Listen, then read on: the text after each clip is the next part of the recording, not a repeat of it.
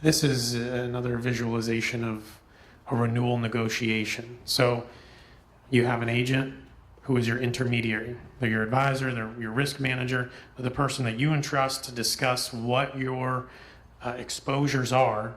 And once a year, and it's an extended process, and you'll see this, they are going to go out to market for you. They are going to go to lots of carriers and negotiate on your behalf. At least that's what they're supposed to do. That's part of their job. So what is that? It's a comprehensive submission, and this big blue ball in the middle is a large volume and platinum partner. So you want an agent with a lot of clout, a lot of leverage to negotiate the best terms on your behalf, and obviously understand and be able to discuss those things with you in the negotiation process. But as far as receiving the best rates, that's going to be a huge benefit to you. So these lines that are direct, these lines, the agent, which is this big blue one, is going to talk directly to those ones that are in the circle. Okay, they're going to be able to negotiate directly, one-to-one. Okay, the agent may also go to a broker, so it's another level for an excess and surplus lines type quote, and some other carriers, special risk carriers. So they're going to go to that next level and talk to even more carriers. So there may be 30, 40, 100 carriers involved in the renewal process. They're the ones that are going to be shouldering the risk. They're going to be the ones negotiating the contract and ultimately paying the claims. And your agent, your intermediary, is going to be your advocate for you in that process, as well as in the renewal process itself. So I have a little bit more. Go ahead and jump to the next one. So how do you know that they did that? Well, I can show you. So what they're showing you is a marketing summary. So we went out to market. We went to all these carriers that were very aggressive, and this is, a highly coveted account, 35 million in TIV. So there was a lot of carriers who were very interested, and you'll kind of see those in green, and you'll see responses and notes in yellow.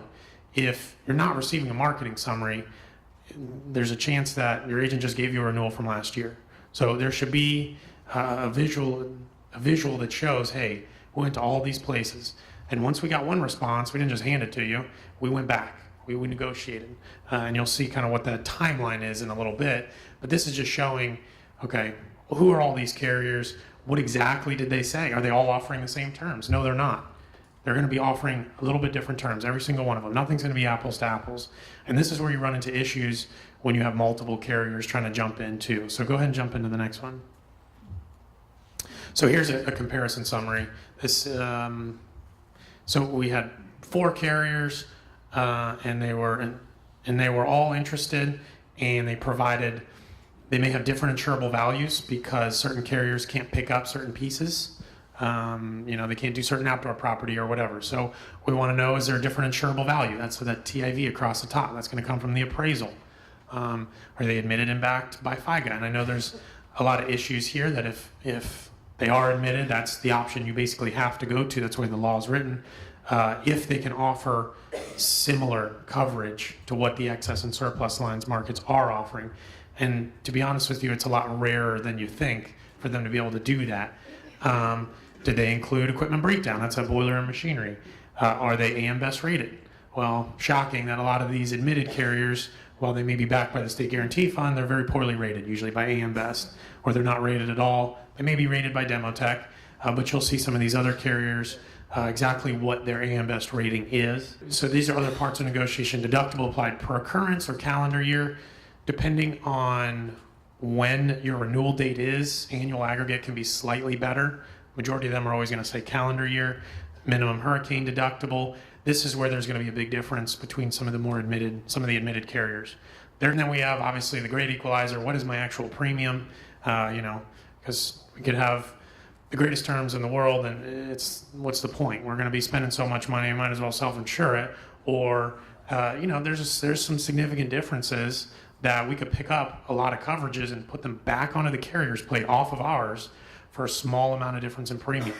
So being able to make those decisions and have a process is really important. So any policy that's written, especially a catastrophic one in Florida, anything that's exposed to catastrophe, these carriers are not going to shoulder the whole risk themselves.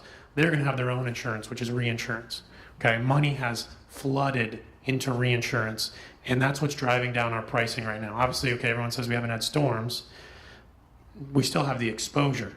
What has happened is these investors in mutual funds and pension funds who normally would have their money or their stakeholders' money in treasury notes, they're not receiving any return on that. So they need to go to riskier assets.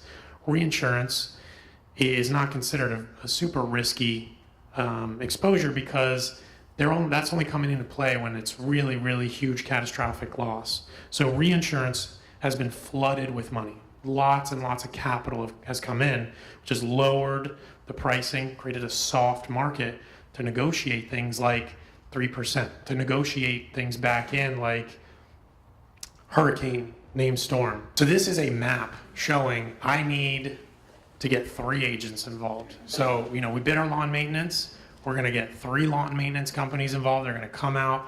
They're going to give us some sort of spec sheet, hopefully, and we're going to try to compare them pretty equally. Well, when you get that involved on the agency side with insurance, you have to understand how that process is going to take place and what you're doing to the agent and the carriers, and if it's really in your best interest to have the same mindset, okay? So on the farthest left, we have Condo King Insurance Agency, right? They love condos, that's all they do, and they're your current agent. They've been your agent for 10 years, you love them, but a new board comes on or a new manager comes on and says, wait a second, we've been with Condo King for 10 years. How seriously was this bid? And then they look at the documents, meetings, and said, oh, you only met with Condo King. What's going on? Well, this year, when it goes out, we're going to say, okay, I know it's coming up in 45 days, let's say. I'm going to go talk to these 2 other agencies that I know. So the 2 other agencies are Brown & Brown and Bobby Richards, some individual, by themselves. So Brown & Brown is going to try to go to market. That first carrier, A, which is, I just call them Heritage, okay? I'm sure a few people are with Heritage. You've heard of Heritage. Heritage is interesting in the fact that they will not block markets. So what that means is Condo King goes there, I go there, Bobby Richards goes there, and Heritage is going to offer a quote to every single one of us. Okay, we're all going to provide different information, ask for different terms, and we're all going to receive different prices.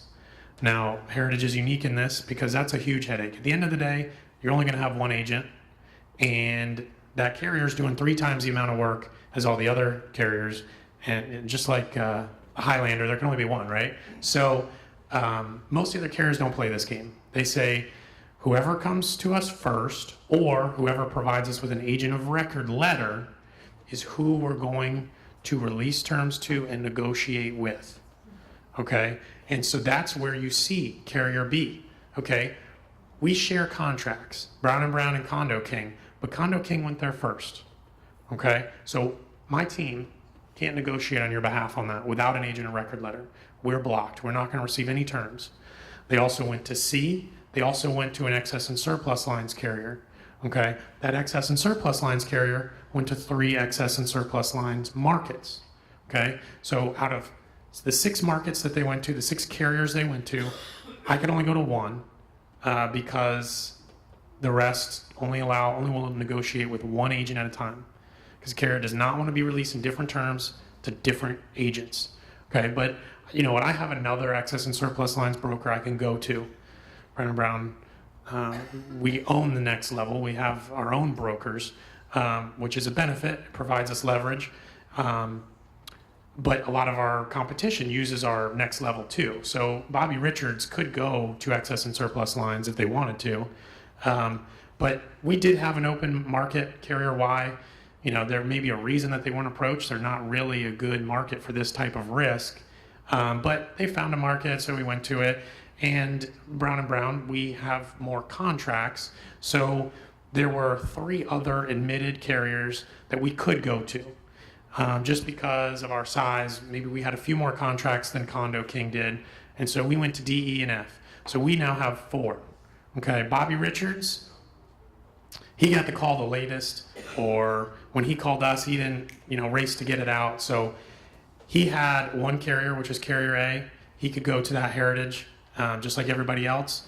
Maybe he had a contract with B and C, but he would have been blocked, just as we were blocked. But he could find another excess and surplus lines broker, and maybe he found a carrier that was, probably not interested either, but he's relegated to that. So you have this situation where you have 3 agents involved, 2 started way late, 1 is the incumbent, and 1 did okay. You see he did leave some markets open. Maybe he didn't have contracts with them, or maybe he just wasn't aggressive about it. And so there's some availability for Brown & Brown to come in and say, hey, here's an alternative to some of these other pieces. But that's the reason when I may come to you, you say, hey, Trevor, I want you to provide us some quotes this year.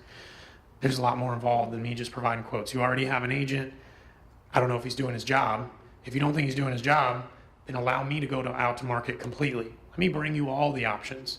And if you're not happy with that, or you don't think it was a significant difference, then go back to him. But if you don't have an agent who can leverage all of their relationships and are going to bring you an extensive marketing summary, then all you're doing is creating an ineffective process.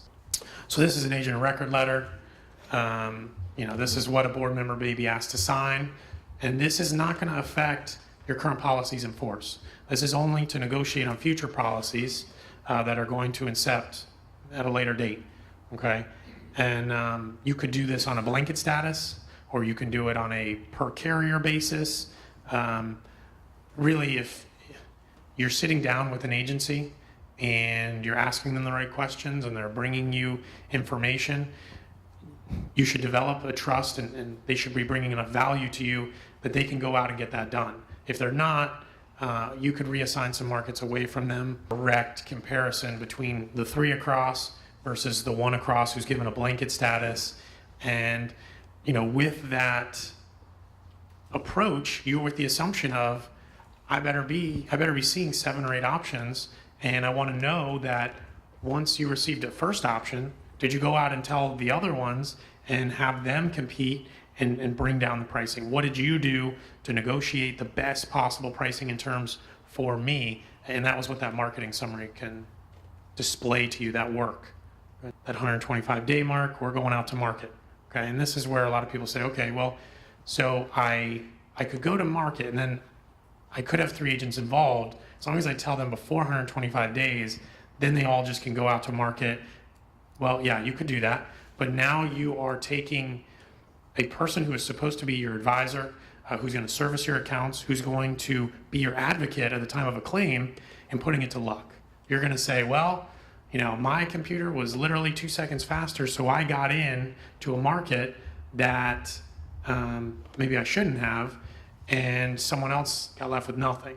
So interviewing, talking about, discussing, having them build a risk management plan for you, talking about what services they can provide to you before you get into this 125, 150-day mark is the best way to vet an insurance agent. Have this information in front of us. We need to be able to discuss it. We need to be able to make changes. We only meet once a month. Maybe we don't even meet once a month. We meet once every 2 months.